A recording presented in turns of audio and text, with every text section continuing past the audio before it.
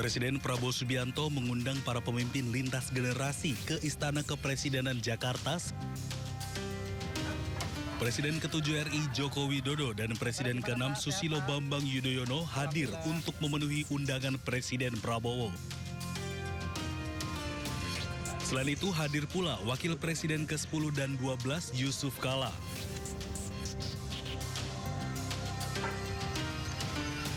Namun Presiden ke-5 Megawati Soekarno Putri tidak terlihat di istana.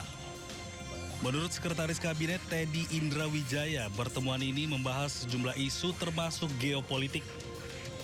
Selain mengundang Presiden dan Wakil Presiden terdahulu, hadir pula sejumlah Menteri Kabinet Merah Putih serta sejumlah ketua partai politik, termasuk anggota Kabinet Merah Putih. Menteri Luar Negeri Sugiono menyatakan pertemuan Presiden Prabowo bersama sejumlah ketua partai politik, mantan presiden serta mantan wakil presiden fokus pada mitigasi dampak ekonomi akibat konflik Timur Tengah. Selain itu, pemerintah juga telah memerintahkan Dubes di Teheran untuk segera melakukan evakuasi bagi WNI yang membutuhkan. Tadi seperti yang sudah juga disampaikan, Bapak Presiden menyampaikan beberapa hal terkait perkembangan situasi baik global maupun domestik selama beberapa waktu belakangan ini, termasuk juga situasi terakhir yang kita ketahui bersama sedang berkembang di Timur Tengah. Dan khusus untuk masalah Timur Tengah ini saya juga ingin menyampaikan kepada rekan-rekan sekalian bahwa di tengah eskalasi yang semakin meningkat, tadi siang juga saya sudah memerintahkan kepada Dubes kita di Teheran untuk mengambil langkah-langkah evakuasi yang segera jika memang ada masyarakat Indonesia yang menginginkan untuk dievakuasi. Karena perlu diketahui dari semua WNI yang ada di wilayah-wilayah terdampak, tidak semuanya kemudian menyampaikan keinginan untuk dievakuasi. Tapi tadi disampaikan ada beberapa. Sementara itu, pemirsa, Menteri Luar Negeri periode 2001-2009 Hasan Wirayuda memaparkan hasil pertemuan dengan Presiden Prabowo Subianto di Istana terkait kemungkinan Indonesia menjadi mediator dalam konflik antara Iran, Amerika Serikat, dan Israel, serta keanggotaan Indonesia di Board of Peace atau Dewan Perdamaian. Dengan kata lain, untuk menjadi mediator kan harus juga ada penerimaan dari dua pihak yang bertikai, dan kita belum lihat tanda-tanda itu. Kita bahas, tapi juga dalam konteks perkembangan mutakhir. Apakah dengan perang yang berkecamuk di Iran ini akan melemahkan, kemungkinan melemahkan posisi dan mandat BOP? Kita akan berhitung lagi dari sisi itu.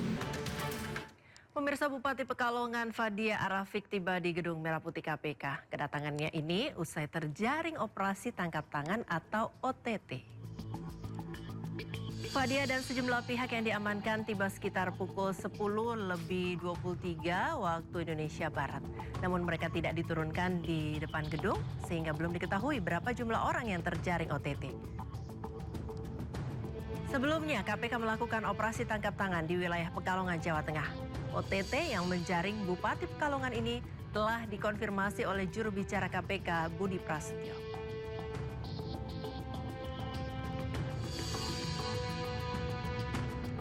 Bahwa pada dini hari tadi tim mengamankan sejumlah 3 orang.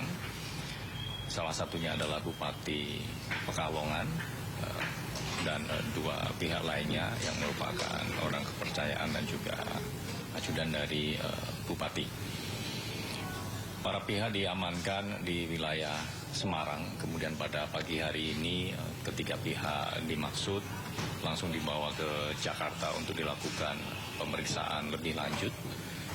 Adapun dugaan tindak pidana korupsi dalam kes kali ini adalah berkaitan dengan pengadaan di wilayah Pemkab Pekalongan. Pemirsa, kantor Bupati dan sejumlah dinas di Kabupaten Pekalongan, Jawa Tengah disegel penyidik Komisi Pemberantasan Korupsi KPK. Meski demikian, aktivitas pegawai tetap berjalan normal di tengah proses pemeriksaan yang dikabarkan menyasar puluhan pejabat termasuk Bupati Pekalongan Fadia Arafik. Penyegelan dilakukan di sejumlah ruangan strategis di lingkungan pemerintah Kabupaten Pekalongan. Kertas segel berlogo KPK terpasang di pintu ruangan Bupati, Sekretaris Daerah, Dinas Pekerjaan Umum dan Penataan Ruang, Dinas Koperasi dan UMKM, serta Dinas Perindustrian dan Perdagangan. Kantor dinas dan rumah dinas Bupati yang terletak di Jalan Alun-Alun Utara Kajen, Kabupaten Pekalongan, tidak ada pegawai. Meski ruangan pimpinan disegel, kegiatan perkantoran tetap berlangsung. Pegawai tetap mengikuti apel pagi dan menjalankan tugas pelayanan publik seperti biasa.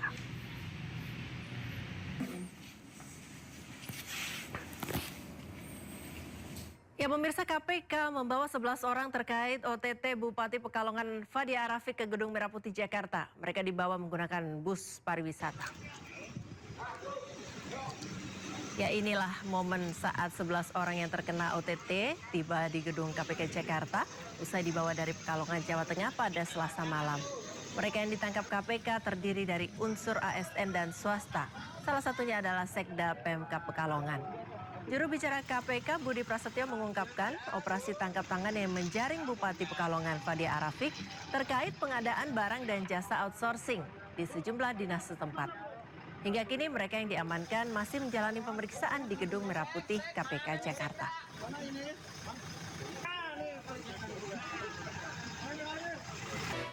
Tim patroli gabungan Korps TNI Papua berhasil memukul mundur kelompok bersenjata pimpinan Daniel Aibon Kogoya di wilayah Kepala Air, Kampung Kali Harapan, Distrik Nabire, Papua Tengah pada hari Minggu. Dalam operasi ini, basis dan logistik kelompok Kogoya berhasil dikuasai. Saat tim patroli gabungan mendekati titik sasaran, terjadi kontak tembak antara kelompok OPM dan tim patroli gabungan.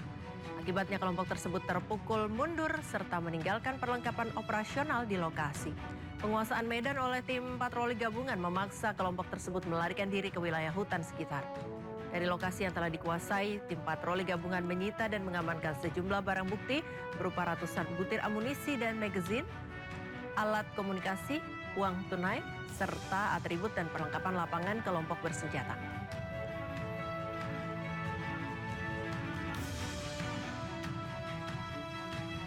Ke informasi selanjutnya, pemirsa, mantan Menteri Agama Yakut Khalil Qaumas melalui kuasa hukumnya meminta Hakim Sidang Pra-Peradilan untuk menggugurkan status tersangka.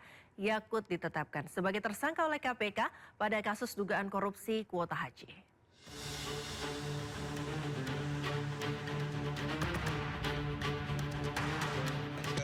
Yakut Khalil Qaumas melalui kuasa hukumnya Melissa Anggraini meminta status tersangkanya dibatalkan. Kuasa hukum Yakut menemukan kejanggalan waktu keluarnya hasil perhitungan kerugian negara di kasus dugaan korupsi kuota haji dengan penetapan status tersangka. Saat Yakut ditetapkan tersangka, belum ada hasil audit kerugian negara. Justru itu membuktikan ya bahwa apa yang kami sampaikan dalam permohonan ini terbukti lebih awal dibuktikan oleh KPK, yaitu tidak pernah ada hasil audit kerugian negara pada saat penetapan tersangka. Baru kemarin mereka sampaikan, itu pun kita masih mempertanyakan bagaimana hasilnya karena mereka ditanya oleh teman-teman media nggak jawab juga. Yakut sendiri tidak hadir dalam sidang pra-peradilan di Pengadilan Negeri Jakarta Selatan.